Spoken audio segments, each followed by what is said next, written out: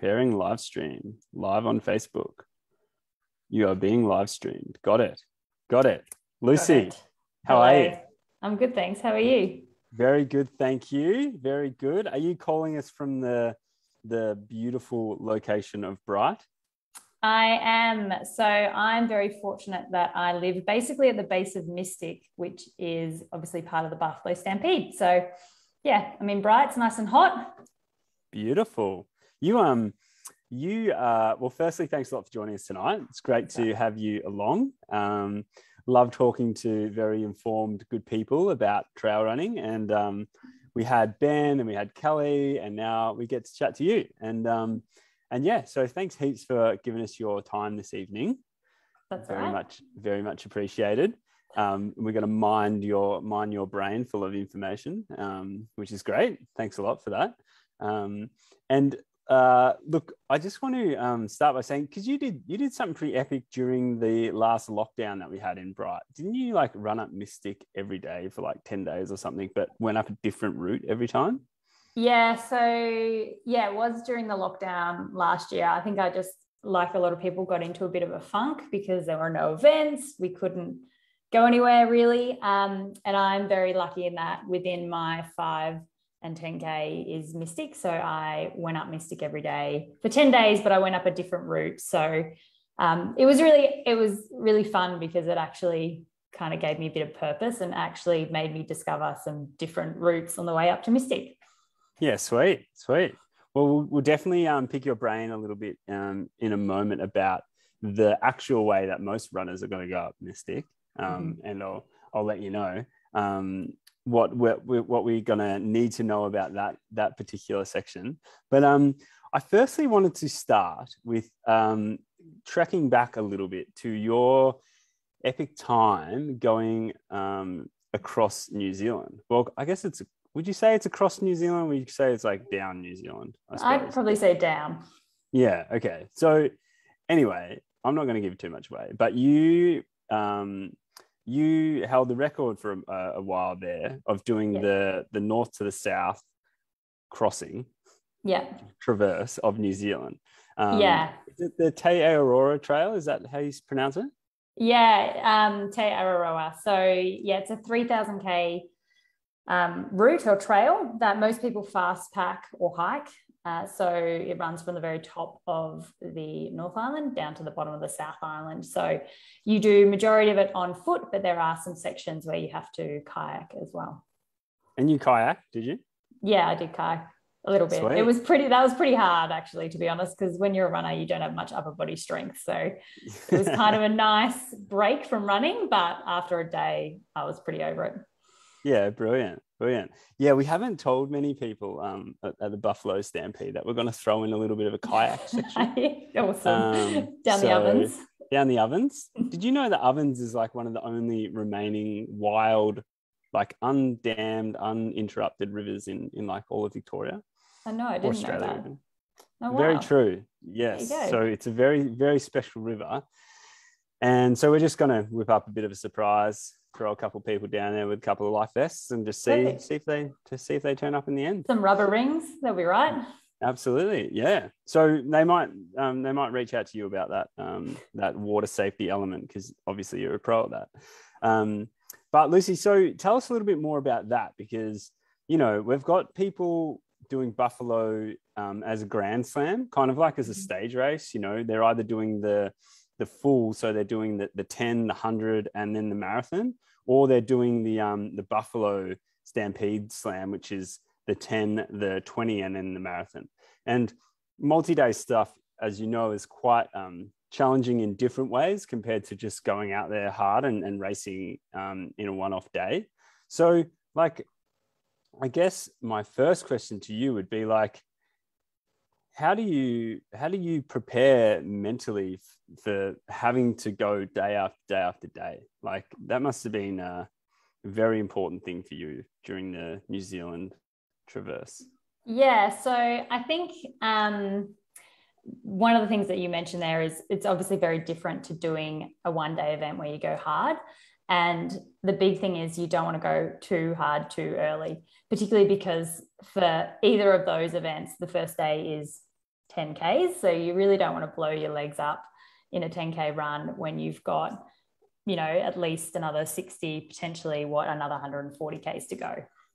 But in terms of, I guess, mentally preparing for it, I think the thing that really helped me when I got through New Zealand is that I just didn't really allow myself to entertain the idea of quitting. I always said to myself, look, if I can't run, then I'm just going to hike. And if I can't hike, I'm just going to walk. So there will be moments in the Grand Slam, particularly on day 2 or day 3, where you're going to be really, really tired. You're going to be sore. You're probably going to be over it. But the main thing is you just got to keep moving forward. Just put one foot in front of the other. And I can guarantee you that typically those moments will pass. They might, it might be a bit crap for half an hour or an hour. Have something to eat, maybe put some music on or have a chat with, another racer. But those moments do pass. And as long as you just keep moving forward, you are making progress. Amazing. Yeah, that's such good advice. You could also apply that to any stage, any race, right? Like any moment. Yeah, that's true. It's a great life strategy too, I guess. Yeah, it is a good point. Anyway, let's not go get too philosophical just yet. So within all of that, how did you train for something like New Zealand? How do you prepare yourself for 3,000 kilometers? You do a lot of Ks. So I obviously ran a lot. There was a section for probably the last 4 months of my training. I ran every single day. So I'm not saying for the Grand Slam you need to do that, but really it was about mimicking, getting used to getting up every day and going, I have to run today, because that's exactly what I had to do when I was in New Zealand for 66 days. But also trying to mimic a little bit of what the race is going to be like. So you may want to do, if you're doing the slam that's got the 100K and the marathon, go out and do a 10K run on a Friday or a one day. The next day, do a relatively big run. I wouldn't say go and do 100Ks, but, do like maybe a 50K run. And then the day after that, do a 20K run. So you are getting used to having to get up and go and run on tired legs. I think that was one of the big things for me. And also with running every single day, I just didn't give myself an excuse not to. So regardless of what the weather was going to be like, whether it was raining, whether it was hot, I still had to go out and do it, because I could get any sort of weather when I was in New Zealand. And similarly, you could get any sort of weather during Buffalo Stampede. So I think it's just being really committed and not giving yourself excuses to dip out. That's epic, this concept of not no out, like, what do you, in your, I guess, career as racing, like, have you ever pulled out of a race? No, never. I've had some good races and I've had some really terrible races, but I've never not finished. So what happens? What's the dialogue for you when things go south in a race and you're like, my expectations are not getting met here. I'm really not having a great time. Like, what's going through your mind? How do you not DNF? Yeah, I think for me, I think about the fact that I will probably be more disappointed if I don't finish. So yes, I may not be having the race that I want, but I'm also not a quitter. And I think I just know that if I was to pull out, I would probably then be kicking myself even more later down the track. And I think, I don't necessarily go into races having, say, an A goal or a B goal at all. I always still want to strive for my A goal, but I also remind myself that if a race doesn't go my way, and there's various things that could happen in a race, it could be really hot, your nutrition could go south. That's actually not necessarily reflective of what type of runner I am or the training that I've put in. So I try not to take it to heart and think I'm a failure just because I've had a bad race. You know what? Everyone has bad races. And I also think, okay, well, what can I salvage from this? getting to the finish line is a great way to salvage a race. That's still a really good achievement, and that means all my training hasn't been wasted. And I also think, well, what can I learn from this for next time? Yeah, that's super super insightful and helpful. I've had not that this conversation is about me at all, but I've had some shocking races, and the personal dialogue that's gone down after those races, like I wouldn't wish it upon anyone. And it's like, it's not right. Hey, it's just like, it's just running. Like, it's just running at the end of the day. It's just a race. Like, life is so much bigger than that. But it's a really important thing. Hey, don't let a race ruin your day. Yeah, and I think you don't want it to take away from what you achieved up to that point. So you may have had a really great training block and you just happen to have a shitty race. And that's just how it happens. It's not reflective of, how fit you were or how well you've been running. It's just an unfortunate situation. And I think I try and use it as fuel for the next race to really, knuckle down on what I can do in the future to make sure it's a bit more successful. Yeah. What would your advice be for people between now and the Buffalo race, in terms of, let's look at it in three ways, like in terms of the physical preparation, like what are a couple of things you would recommend, and then the mental preparation, what are a couple of things you'd recommend, and then the third one, I'm not sure what that category is just yet, but I'll get back to you. Okay, so physical, I think you want to try and do some training that's going to mimic the race. So there are lots of steep ascents and descents in Buffalo Stampede, which means that you will be doing lots of hiking going up. So you will want to practice doing that, and also descending. So if you're not used to running down hills, it will smash your quads. So you do want to condition your body to the terrain that you're going to be running on. And then I think as well, what I've already mentioned is, trying not to allow yourself to have excuses in your training, and particularly if you are doing one of the Grand Slams, just practicing hey, it's crap weather outside, I've still got to get up and go run. So getting yourself into that mentality of, I'm not gonna, yes, it's hard, but I'm not gonna duck out, like I'm gonna push through and keep at it. They're probably my two big ones around physical. And then mentally, I think, again, if you're doing the Grand Slam, probably, and it does tie in a bit with the physical, but, practicing to run on tired legs it's a physical challenge, but it's also a mental challenge because all you want to do is stop.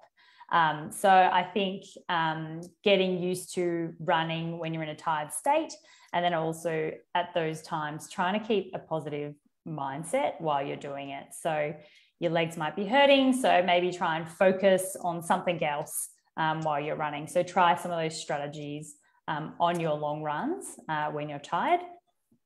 I think they're probably the biggest things. So good. Lucy, what is it that you love about Buffalo Stampede? Like, what is it that, if you look back to any time you've been a part of it, like what is it, the thing that really like fills your heart when you think back to the event? So I love the fact that it's in my hometown. It's, I love where I live. So it makes me proud that people come here, and it's an amazing place to run. Mystic is one of my favorite views in the entire area. So I love running up there and seeing that view every day. I think for me as well, in particular, the marathon I think it's just an awesome route, because you're basically running from the top of Mount Buffalo, which is a beautiful space. And I don't know, I like running point to point. You're literally basically running to the brewery to a beer. And I just think that concept I just really like that concept. It helps keep me motivated. And I think as well, the support on the course is amazing as well. So I run with a group called Trails and Ales in Bright, and I know all of the guys are either at aid stations or they're just at random sections on the course. And so the support is amazing, and that in itself really gives you a huge boost, particularly when you're hurting. Awesome, eh? Are you a fan of speaking to other runners whilst being out there? Yes. I'd love to put it out there and say that, you know, trail running is a very unique sport in many ways. And I think that one of the coolest things, or one of the best experiences that I've had as a trail runner and get to have as a trail runner is this ability to just, you know, like show appreciation and show support for everyone, especially in something like Buffalo, because, you know, everyone like starts together, everyone's together, and sometimes you pass people as well, in terms of going past them, but if they're coming back the other way, so you get to see kind of everyone in the field. And I think that, you know, like sometimes you run past someone and, you know, some people might just be having a bad day and they don't say anything, right? Or you even running down the street and someone doesn't say anything to you. And then a couple of expletives go off. But like trail running, I'm all about, if you run past someone, like just give them a bit of support, you know? And I think it just goes both ways. Like if you pass out a little bit of support, like that also creates a positive sense in your own body when you're out there. And I think that's it's just like something I'm just like, man, imagine if that was just like an unspoken rule of what you did in trail running. Like how good would that be? Yeah, I definitely agree. So I find if I'm in a race, I always try and go into aid stations and, you know, chat to people that are volunteering because they're giving up their time. Yes. But it also just makes it really fun for me because for that couple of minutes, I completely forget about the fact that my legs are totally buggered, you know, because you're focusing more on interacting with someone, and often you'll leave feeling kind of uplifted. And I also do try to talk to fellow competitors or, you know, other races while I'm out there as well. Because again, it just makes it more fun. So last year on the marathon, so the last day of the Grand Slam, I actually caught up to, the male Grand Slam winner caught up to me at, I think it's the bottom of Demon Ridge. Is that the one that goes up? Dingo Ridge, yeah. So he caught up to me there and we basically ran the rest of the race together to the finish line. And I was knackered because we were both doing the Grand Slam, but it was the most fun part of the entire weekend because he and I were just chatting the whole way and we were running together, and it actually made it a lot easier. So yeah, I think it's not only is it a great tactic to help make your race more enjoyable, but I think it's it's an important thing to keep the spirit, I think, of an event and of the trail running community. I can't hear you now, Madge. Sorry, I just moved myself as I put my desk up and it was like, anyway. Yeah, I totally agree. Agree. That's awesome. That's so good. So like, damn, Dingo Ridge, hey? Oh, that thing, that is never ending. That is never ending, that thing. So all the best to everyone who's running up Dingo Ridge at the Buffalo Stampede. I guess that brings me to, you know, you're a bright local knowledge out on these courses is so key. And I feel like that is something that not many other people have. So I'd love to ask you, you know, for your like hot tips on I guess the three major climbs and major sections. So it would be Mystic, it'd be Clear Spot, and then it would also be up Buffalo. So what's the trick? What is the trick with any trail that you're doing on this course, and then specifically those three? Like, so I think, I think if you talk generally, I'd say that if you're going up them, they're all pretty steep climbs. There is one section on the way up to Buffalo that kind of flattens out in the middle, but they're all pretty steep. So if you're going to run them, to be honest, you're going to use a lot of energy and you're not actually going to go that much faster than if you were to just hike them. So I would say fast hiking is the way to go. And again, that's something that you want to practice in your training, particularly if you're using poles. make sure you practice with your poles, because I know if I've not used my poles for a while and then I get them out, I'm like tripping over them, I'm kicking them, I want to throw them away. So if you're going to use poles, definitely practice with them. And I think as well, they're all some are more technical descents than others. So mixed track coming off Mystic is particularly technical. But I would just say take your time, because you don't want to stack it. If you take 30 seconds or a minute or 2 minutes longer, in the grand scheme of things, that's not going to make any difference.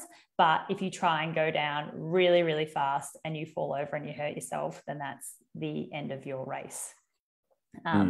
So I guess those would be my main tips for tackling those climbs. Awesome. Yeah. So, because the big walk is 10K, right? Yeah. And I guess people in the ultra will be going up it and down it. People in the marathon would be going down it. It's pretty early on in the marathon. How would you attack that large descent? Like, what would you be telling yourself as you go down? I would be, so there is a temptation to run, like just go for it, because it is a really fun trail to run down.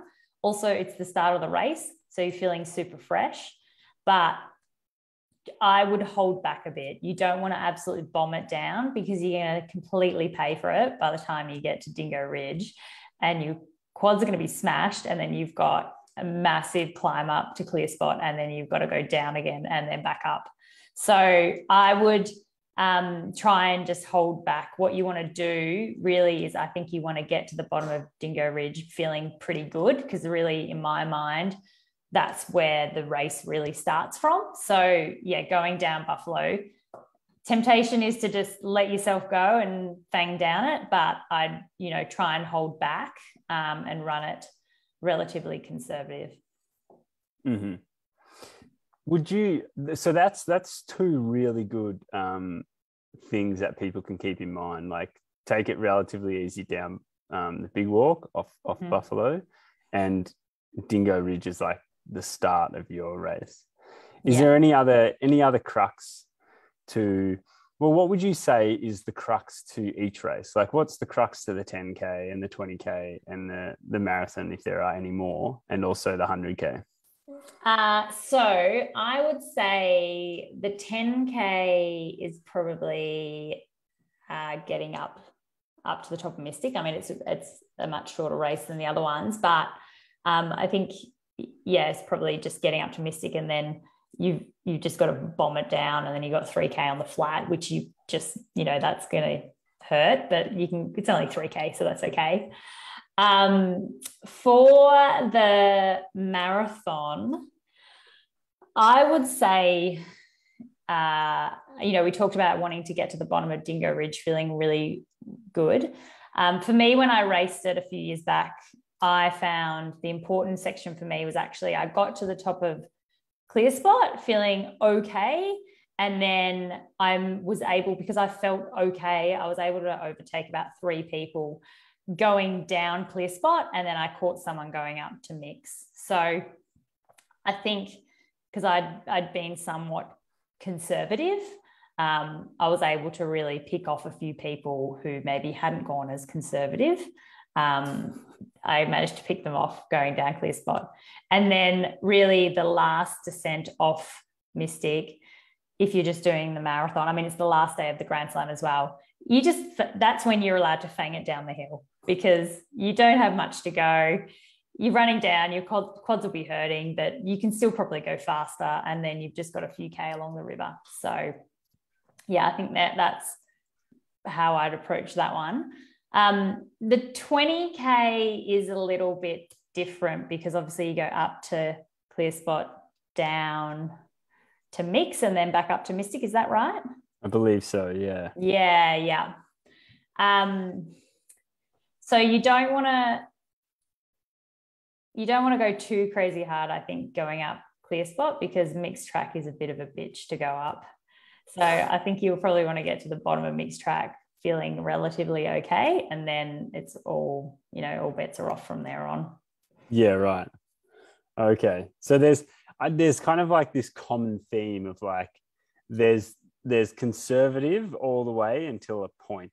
Yeah. And usually that point is at the top of one of the large hills, and then it's like then go for it. From there. Yeah. Yeah. It's kind of similar to, I guess, if you're running a road marathon, you know, they all say the race really starts at like 32K in a marathon. So I think it's similar, kind of similarly applies to these races as well.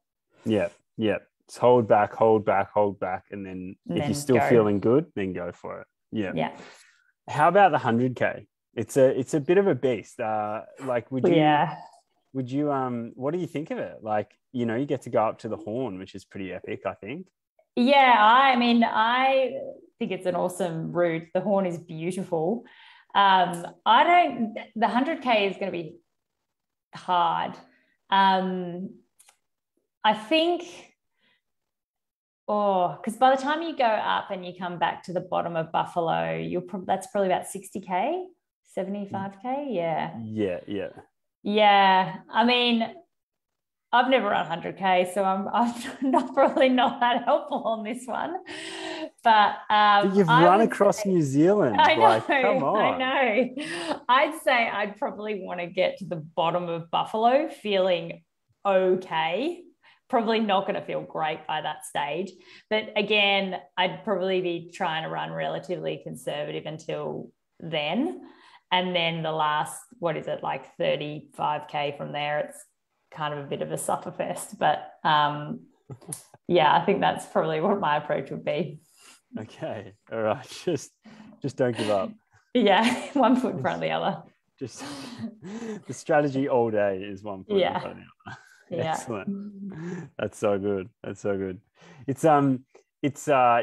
will be tough for sure. I think it's one of those things that you know, it's like going to be a real challenge, and hopefully it really kind of cements itself as a real, you know, a really kind of aspirational event as well, I think. Yeah. The location, like being in Bright, starting and finishing there, as you said, right on the doorstep of the brewery, and a location with plenty of amazing food to eat. And the river's right there. But then you do this like epic traverse up to Buffalo, up to the Horn, which is the highest point, and then you just make your way. You just got to run back home. That's easy. Just got to get back home, and there's no other way. There's no other way. We were looking at maybe offering people shuttles if they needed to drop out, but then we thought maybe not. Don't give them the option. Don't give them the option. That's Lucy's advice. That's epic. So I guess Lucy, you probably had to get pretty used to the equipment that you used in crossing New Zealand and doing all the other races that you've done. Like, what do you like?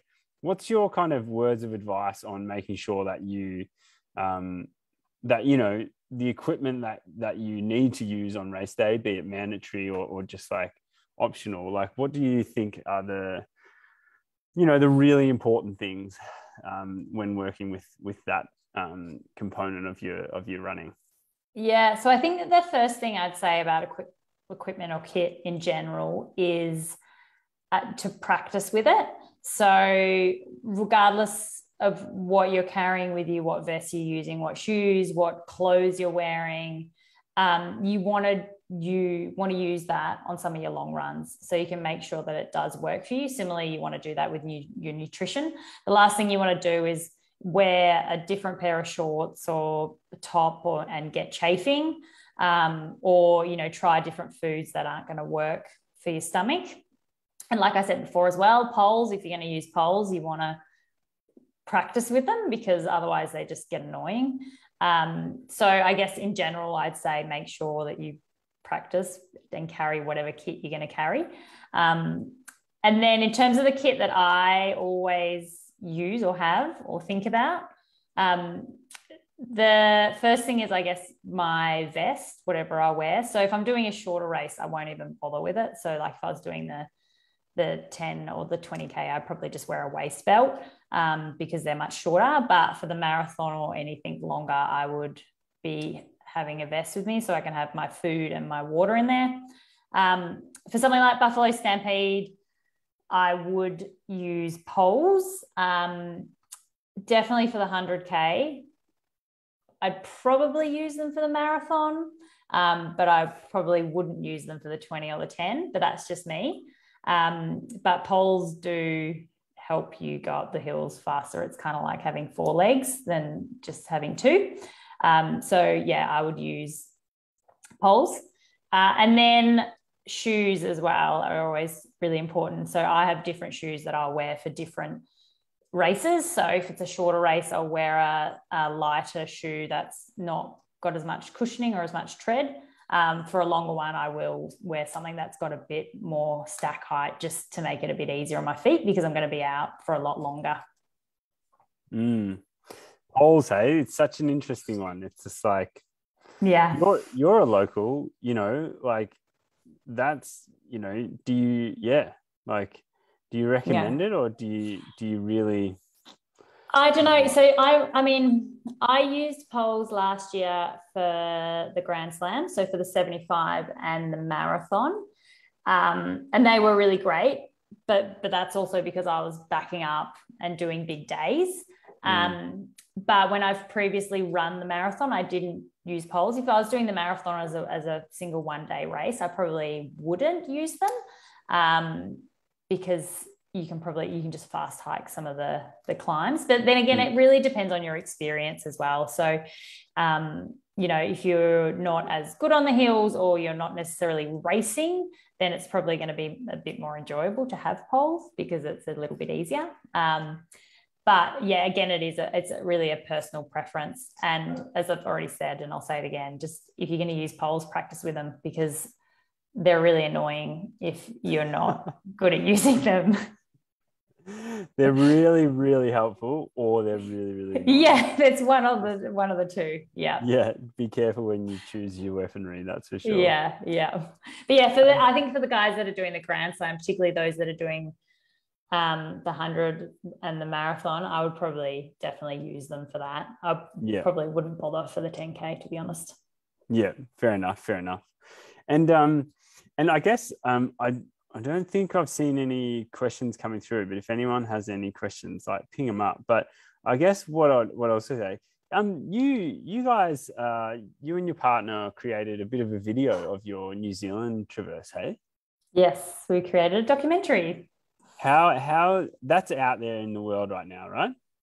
So it's not yet, but it is going to be part of the Gutsy Girls film tour this year, which will be around June, July in Australia and New Zealand. Right. Yeah. But if I asked for a link to a potential copy of it, you might be able to share it. Potentially. Okay. Yeah. Excellent. Great. Just have to look at some contracts. That's all. Excellent. That's fine. Well, I might, but it might not be public until June, July. Yeah. Okay. That's good. That's good to know. Yeah. And so, what's it called? Just so people can make sure they check it out. Yeah, so it's called The Long Pathway, and essentially it documents my FKT on the Te Ararora Trail. And so my husband, Tommy, filmed it all. So you will get to see the highs and lows of my journey and his journey whilst trying to support me. That's so good. Tom's journey. Yeah. That is amazing. I think it's just as hard. It's often just as hard for the support crew. Not only for something like I did, but even I think about some of the races that I've done in the past, and you know, he's like running from checkpoint to checkpoint to see me. So I'll be doing that for him at this Buffalo Stampede. So it'll be nice to return the favor in a small way. Yeah. I think you nailed it before as well when you mentioned how you say thank you to the volunteers when you go through aid stations. It's funny how we quite often are rudest to the people that we care about the most, like family or partners or friends sometimes, especially in races. And it's it's totally uncalled for. Yeah. In any sense, like you can never really have an excuse to be mad at someone crewing you. And I think, you know, if they don't have something and it takes, like you said, an extra 2 minutes, like really in the scheme of things, it means nothing. So big shout out to volunteers and any support crew. Yeah. Thank yous in advance in multiple quantities. Definitely. Because like these races wouldn't go ahead without them. I mean, they're the people that are actually giving you food and they're just trying to help you. So I would echo that. Make sure that everyone says thank you to the volleys out there. Yeah, 100%. Yeah. Okay. And so what's Tommy doing then? He's planning on doing the marathon. So I am going to be doing the 10K on the Friday. I'm actually running a road marathon a couple of weeks beforehand. So my legs will be pretty cooked from that. So I'm just taking the shorter option. But yeah, Tommy and a few of my friends and a few of my athletes are running the marathon. So I will be the one returning the favor and running to various checkpoints to help them. Dishing out high fives. Excellent. Yeah. Work, Lucy. I know. I'm looking forward to it. It'll be nice, actually. Yeah. No, absolutely. So crewing can be great. You just got to bring the party. Yeah, exactly. That'll be me. Bring my boombox. It'll be awesome. Mr. Andrew Badrock. Andrew Badrock has popped down a question. Of course, Andrew has. How do we not have our number one fan not pop down a question? Funny enough, it's very sensible. Very sensible. Thank you, Andrew. He just said nutrition tips for the 100. Nutrition tips for the 100. Yeah, obviously, Andrew left out a couple of words there, grammatical errors, but that's fine. Andrew, I think we picked up on what you're saying there. So nutritional tips for the 100. Lucy, what do you got? So I would say, one, I've kind of already said this, whatever you're going to eat, practice it in your long runs. But what I find for myself is that I need to make sure that I eat relatively early on, because as soon as I get into a rhythm of eating, it's kind of easier to keep it up. There's a temptation to not eat for the first, hour or hour and a half or 2 hours because you're just cruising along. But I find for me, if I do that, then suddenly I find it quite difficult to eat, which is exactly what happened to me at the 75K last year, where I went through the whole race and I think I had 2 gels and half a sandwich, and that was all I could stomach because I waited too long to start eating, and then it just all went to pieces and I couldn't eat. So yeah, I would eat pretty regularly, like every 45 minutes. And I would also have a variety of things available. So you might have some, real food, you have savory, you have sweet. I'll always carry some gels because even though they're disgusting, they're actually really, really easy to get down if you're desperate. Like you just hold your nose and swallow it and then just wash it down with water and it's like it never happened. So I would just make sure that you have a variety of things to eat so that you've got options depending on what you feel like. Yeah, brilliant. Hey, that's I think that plays well into the next question actually from Andrew, and I love this. He said, "Question for Lucy." Doesn't want my input at all. Question for Lucy. What was your? I won't answer, Andrew. I won't answer anything. I promise. What was your recovery process after the 75 to get ready for the marathon the next day? So, great question, by the way. It is a good question. Thank you, Andrew. It's actually brilliant. So my number one tip for recovery after any race is sleep. So I had a terrible 75K race last year, to put this into context, and I actually ended up in the medical tent for a bit. But eventually when I got home, basically I ate food and just went to sleep straight away. Sleep is your friend. It's like the best recovery tool for your body. So I do a small amount of stretching, like rolling on a spiky ball, but honestly, I'll get home, I'll just eat food and then I'll get into bed straight away and just try and maximize the amount of sleep that I get. There will be a temptation. You're at the brewery, you finish, there might be other friends of like hanging around, maybe have beer, those sorts of things. But I would just say, remind yourself that you can do that on the Sunday. I would just get back to wherever you're staying, have a shower, scoff some food down and get into bed. So good. Yeah. I'd also, and by the way, I've got permission. Andrew did say sorry. I was going to say, I don't think he wanted your advice. So yeah, no. It's open now. It's open. Thank you, Andrew. Oh, I need to say something about this. I once did a race in the desert called Marathon des Sables. Epic race. Many, many days in the desert, self-supported. Probably it's one of the toughest things I've ever done. I'm probably going to write a book about it. I'll let you know when that comes out, Andrew. But for now, I'll keep it short. Sorry,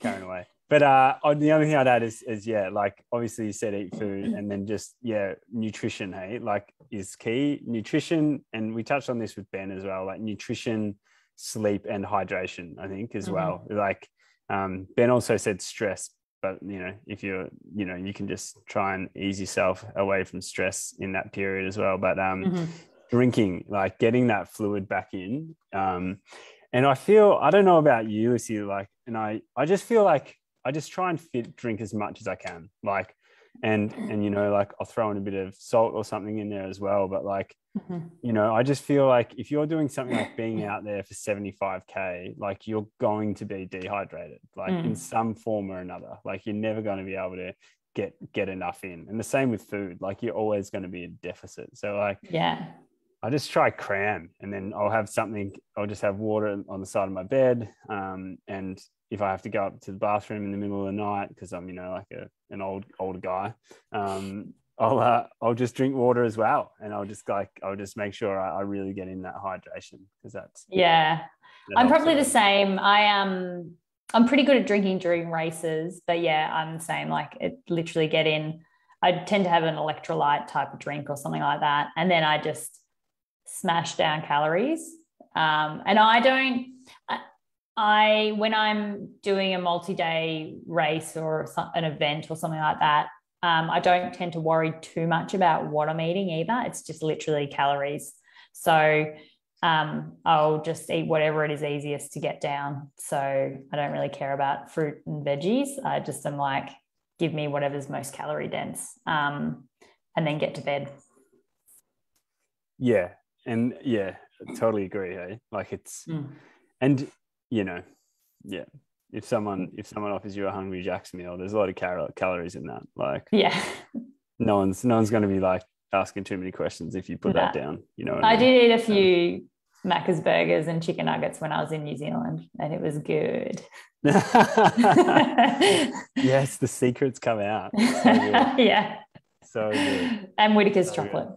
That's the real secret. Whittaker's chocolate. Okay. The best. Right. Love it.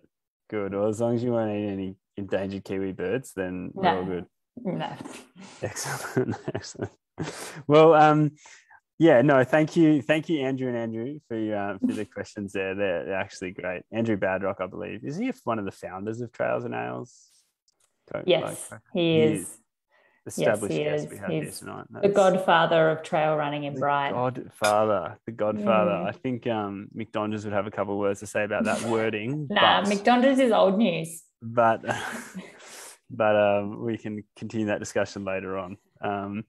No, all good. Thanks. Thanks so much, Lucy. Is there anything else you want to any parting bits of advice you want to shout out to people besides make sure you book your accommodation? Yeah, book your accommodation, get lots of sleep, and I think if your race is not going as you planned, or you're having a tough time, just remind yourself that you've chosen to do this, and that actually, after the last couple of years, we're lucky that we can actually go and do these type of events. Just try and keep positive and one foot in front of the other. Yes. Awesome. Yeah. And the crew behind the scenes, like you said before, volunteers included, they work so hard to put this kind of thing on. Make sure you dish out some high fives or some knuckles at the end of the event. Always greatly appreciated, eh?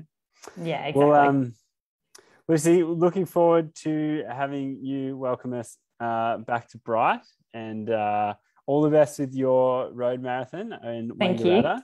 Yeah. Look forward to getting some details about that when we see you. That will be an exciting little adventure as well. Yeah. Painful one, but it'll be exciting. Yeah. And I hope you keep Tom on track with his training leading up to the marathon. Yeah. Thank you. You just let him know if he needs any advice. I think Andrew and Andrew know the most here tonight. So that's going to be good. Yeah.